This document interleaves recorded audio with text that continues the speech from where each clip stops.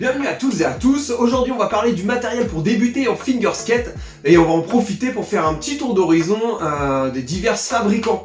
Alors évidemment on va commencer avec Tech Deck, grand fabricant de finger skate qui a fait connaître à la plupart d'entre nous, qu'on soit jeune ou moins jeune, puisque ça fait une vingtaine d'années qu'ils produisent, qui a fait connaître le finger skate auprès du plus grand nombre.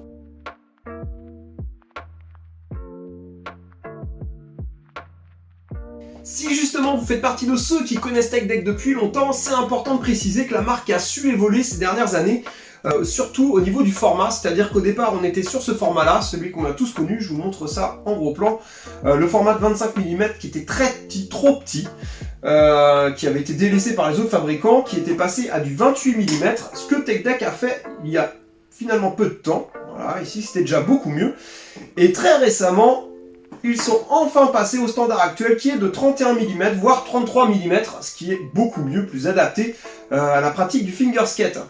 C'est beaucoup mieux qu'avant, clairement, mais c'est loin d'être parfait. On va débuter avec les points positifs de leur nouvelle gamme.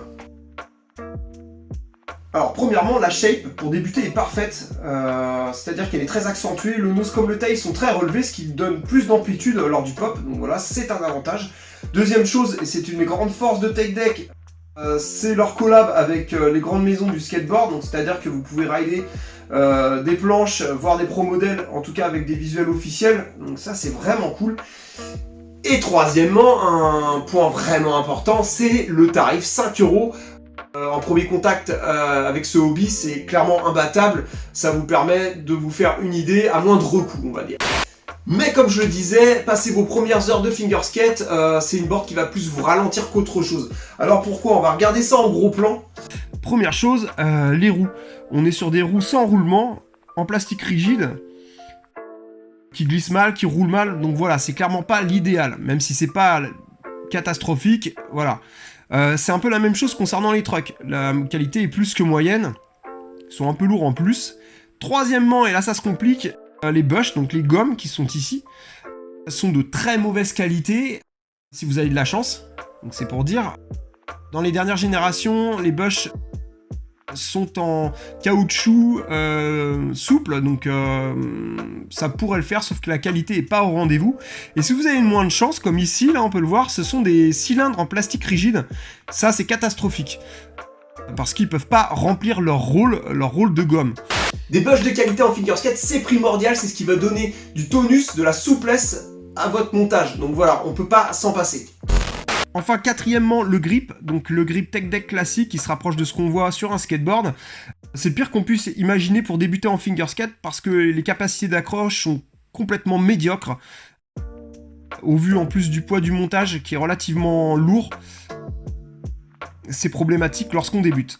Ce qui nous amène à Close Up, une marque française qui a été créée par un Dijonnais, pionnier du finger skate dans les années 90, qui s'est fait une bonne réputation mondialement. En tout cas, en France, beaucoup de gens qui décident de passer aux choses sérieuses le font avec une board de cette marque. Hop. Par rapport à Tech Deck, on change complètement de gamme. On part sur une board en bois de 33 mm avec des trucks, des roues avec roulement à billes et un grip de qualité, pour 27 €. Alors comme vous pouvez le voir, la board est vendue démontée, ce qui va me donner l'occasion de vous montrer dans la prochaine vidéo comment monter et préparer votre board, et surtout comment couper le grip proprement. C'est vraiment une offre intéressante, d'une de par son prix évidemment, mais surtout par rapport à la qualité globale du produit. Notamment au niveau du shape, c'est fait par quelqu'un qui pratique le finger skate depuis de nombreuses années, qui connaît son sujet sur le bout des doigts. Donc voilà, pour moi ça fait vraiment la différence. Vous pourriez par exemple aller sur Amazon et acheter une complète en bois à 10 €, mais mis à part les trucks, tout le reste vous pouvez le balancer parce que c'est mal fait, ce qui n'est pas le cas ici. Donc au vu du tarif, ça me paraît être une offre intéressante, notamment pour ça, vous allez profiter de l'expérience du créateur.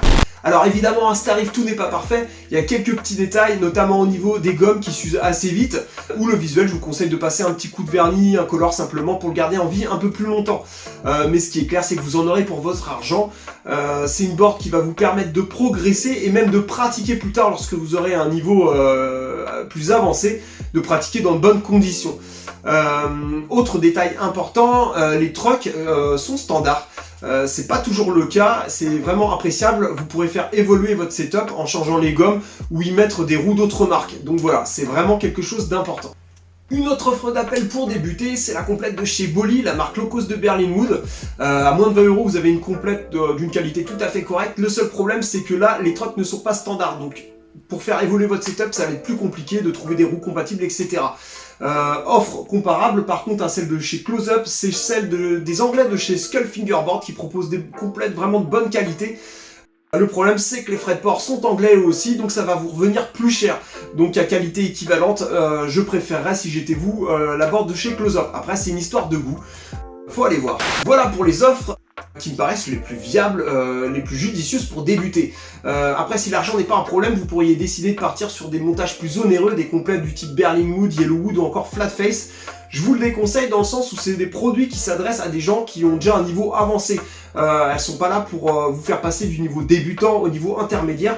Ça a des boards nettement moins onéreuses du type Skull Fingerboard ou Close Up s'en charge très bien. C'est à vous de voir, l'important c'est de se faire plaisir. Voilà pour cette vidéo, j'espère que tout ça va vous aider pour débuter. Vous trouverez tous les liens utiles dans la description. Vous pouvez bien sûr soutenir la chaîne en vous abonnant, en mettant un petit pouce. La boutique est ouverte. Voilà, rien de plus à ajouter, portez-vous bien et à bientôt.